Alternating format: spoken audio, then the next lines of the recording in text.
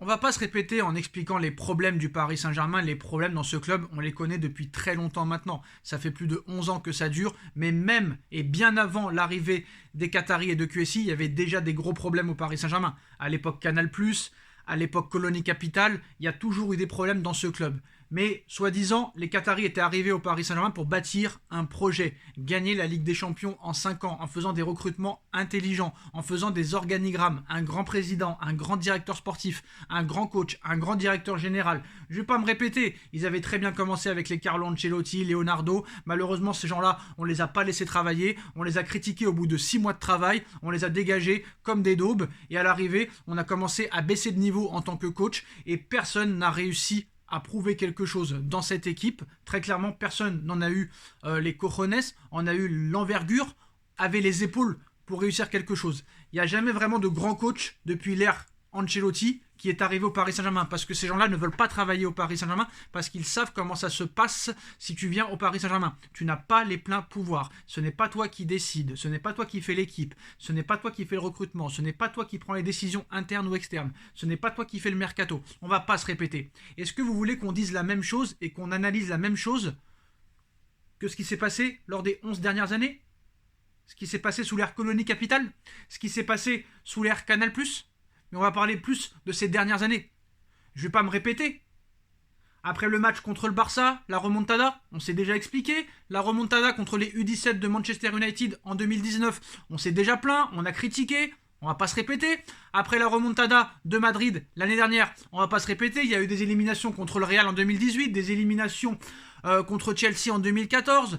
On va pas se répéter. On dit tout le temps la même chose. Les problèmes, on les connaît. Et il y a un moment donné, quand ça ne marche pas, il faut agir. Il faut très clairement agir. Et quand tes dirigeants ne bougent pas, quand les dirigeants ne changent rien, quand les dirigeants se complètent dans leur médiocrité, il y a un moment donné, il faut agir. Dans la vie, à un moment donné, il faut agir. Et maintenant, je vais laisser un message. Je parle à tous les supporters parisiens. Pas aux pseudo-supporters parisiens, hein, pas aux pseudo-supporters qui nous ont expliqué hier, après le match et la défaite contre Marseille, que Paris avait quand même bien joué. Comment peut-on dire ça? Il y a même des pseudo-supporters qui ont expliqué « Ah mais ça arrive de perdre ». Sauf que depuis le début de l'année, t'as perdu contre Lens, t'as perdu contre Rennes et tu perds contre Marseille. Ça commence à faire un petit peu beaucoup, non? Donc si vous voulez vous compléter dans votre médiocrité, c'est votre problème. Vous n'êtes pas supporter du Paris Saint-Germain. Allez supporter un autre club. Maintenant, je lance un message à tous les vrais supporters du Paris Saint-Germain, du moins à Paris. Parce qu'en France, ça va être compliqué, ce que je vais demander. Mais au moins à Paris.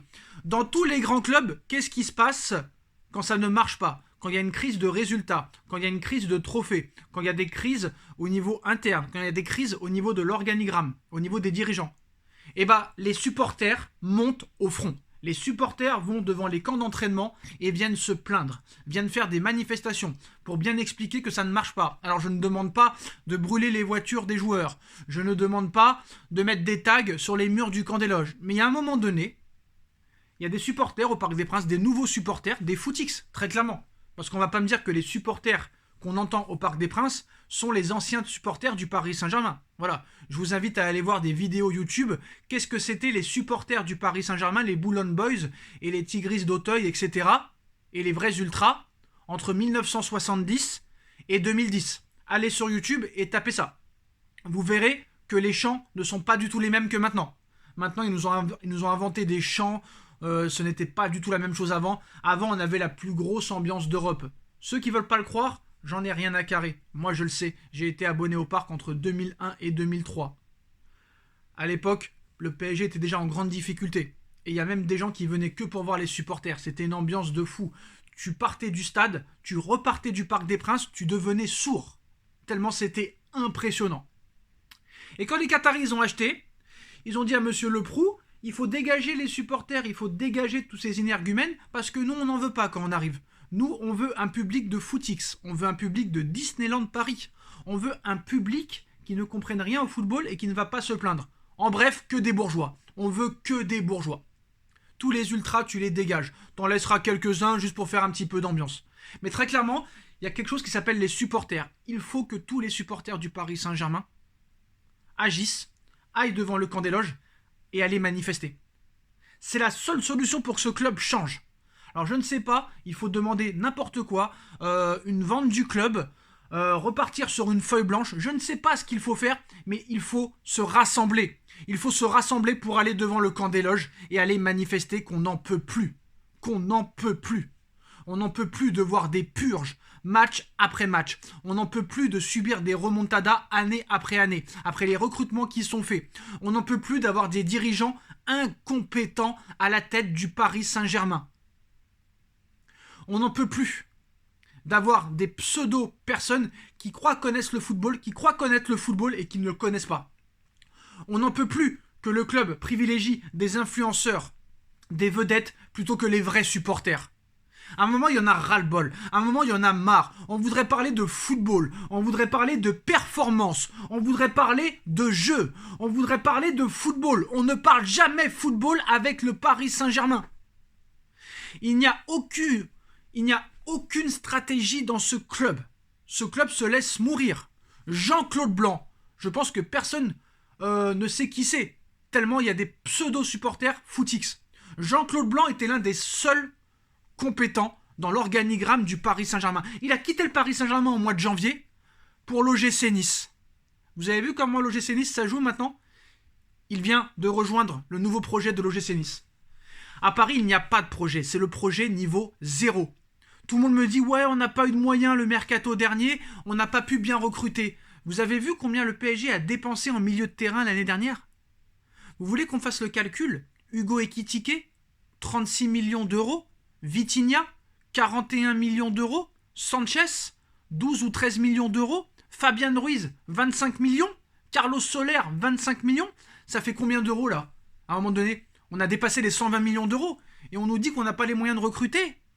Cet hiver, tu ne recrutes pas malgré les problèmes.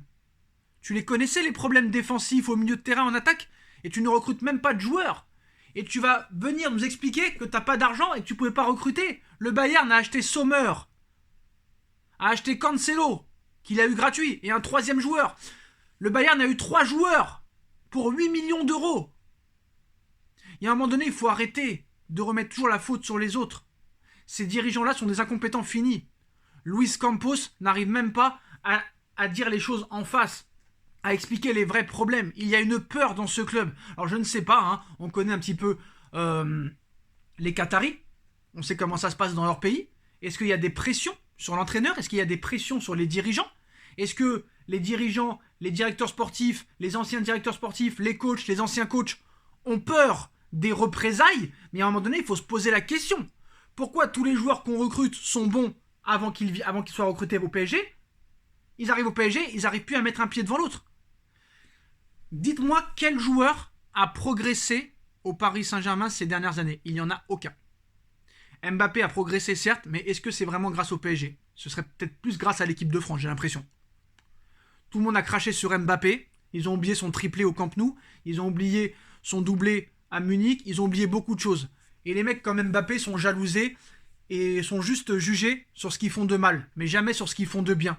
Très clairement. S'il n'y avait pas Mbappé au Paris Saint-Germain, ces dernières années, je ne sais même pas si le PSG serait en Ligue des Champions à l'heure actuelle. On a dégagé Keylor Navas alors que c'était le meilleur gardien du monde à l'heure où on l'a dégagé, pour un gardien qui n'arrive même pas à faire une prise de balle à 2 mains, qui n'arrive même pas à faire une relance au pied.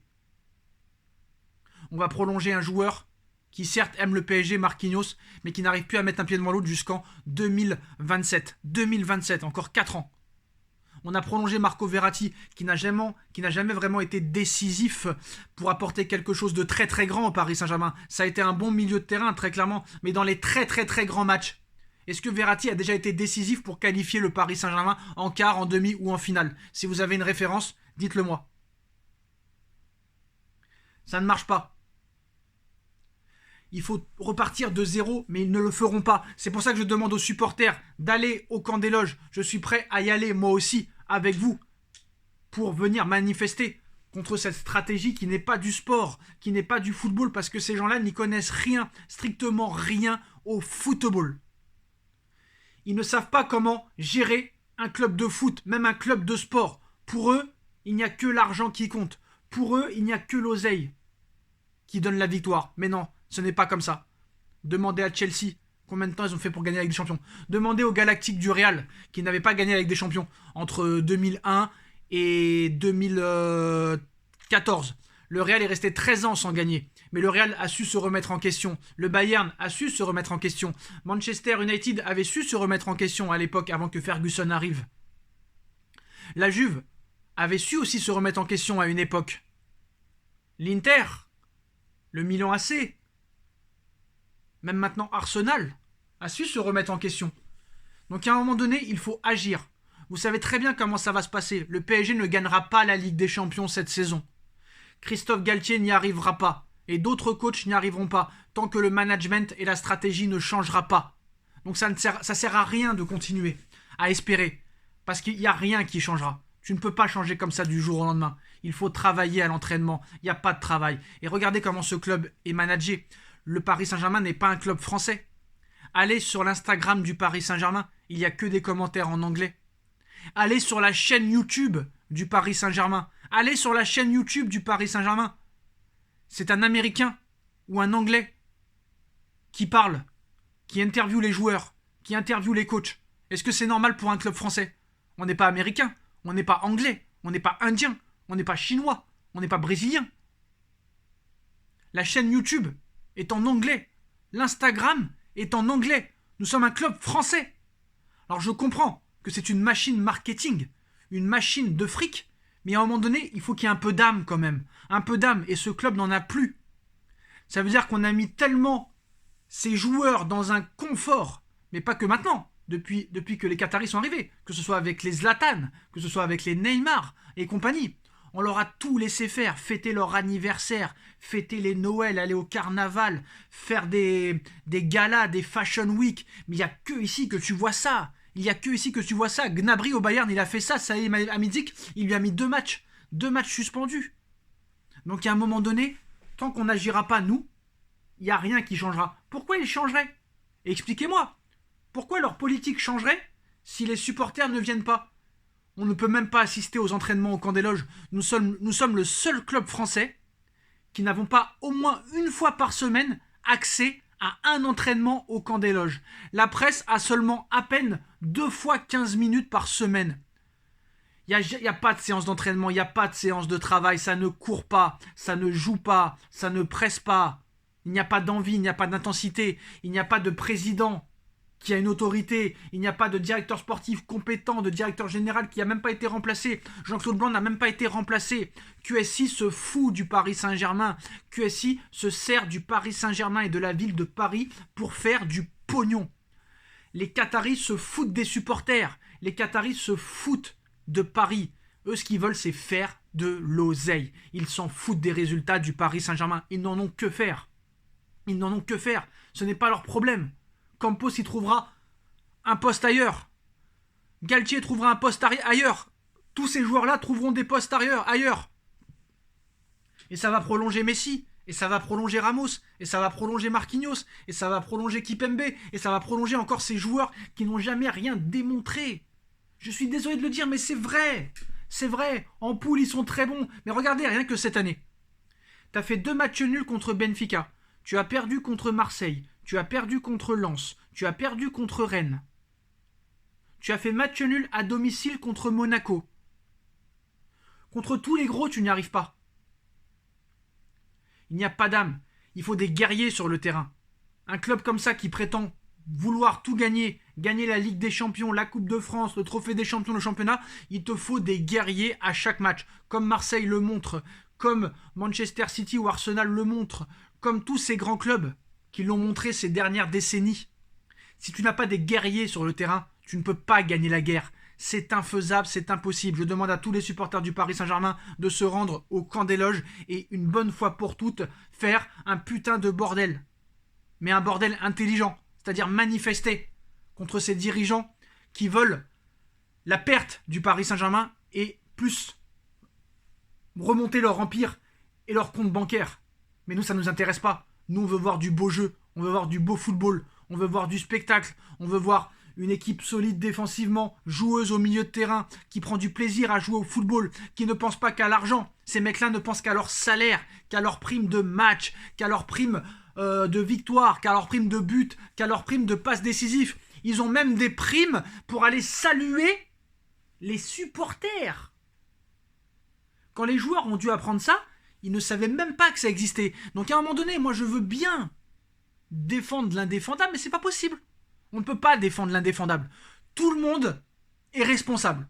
Des joueurs aux dirigeants, à l'entraîneur, aux propriétaires, aux supporters. Et si nous, supporters, faisons rien, il va falloir arrêter de se plaindre et très clairement arrêter de regarder le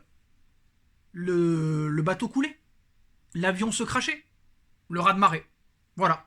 Donc les supporters, faut aller au front. Très clairement, il faut aller au front et je suis prêt à y aller avec vous, très clairement, parce que tant qu'il n'y aura pas très clairement de recommandations et très clairement de l'agissement, que ce soit au parc ou au camp des loges, rien ne changera et tous les ans ce sera la même chose. Tous les ans ce sera la même chose. On va pas parler des problèmes, on les connaît. Ce club devient une honte totale. Une honte totale. Et les pseudo-foutiques supporters du PSG allaient supporter un autre club. Parce que vous ne voulez pas le bien du Paris Saint-Germain. Nous, on dit la vérité. Au mois d'août et au mois de septembre, comme ça, quand ça jouait très bien, on l'a dit. Et la question qu'on se posait, est-ce que ça va durer sur le long terme? Et on a bien fait de se poser cette question.